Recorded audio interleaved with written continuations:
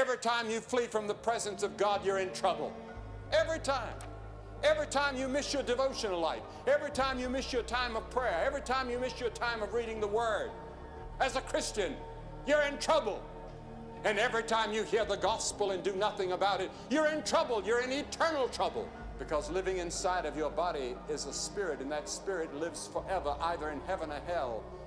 And you're taking a chance every time you hear the gospel and do nothing about it. It's not easy to be a follower of Christ.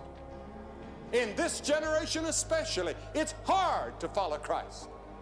Identify yourself with Christ at the school, at the factory, on the farm, and with your friends and neighbors. Let them all know where you stand, that you stand for Christ and for righteousness and for honesty and for goodness and for morality and for justice.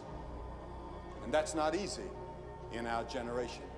There's an easy road that's a broad road, but the end, Jesus said, is death and destruction and judgment and hell. It doesn't last long. Life will soon be over. And how many of you are going to wish that you had taken that narrow road? First, sin is fun, then it's boring, and then it makes you insensitive. And there was a time when you were very sensitive to the Word of God. It pricked your conscience. It brought tears to your eyes. It made you uncomfortable. And now you turn away without any feeling at all. You're sleeping the sleep. You've been sedated by sin.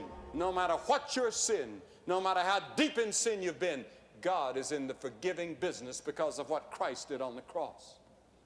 I'm not going to heaven because I'm good. I'm not going to heaven because I've preached to thousands of people. I'm going to heaven like anybody else by the way of the cross, where Christ died for me.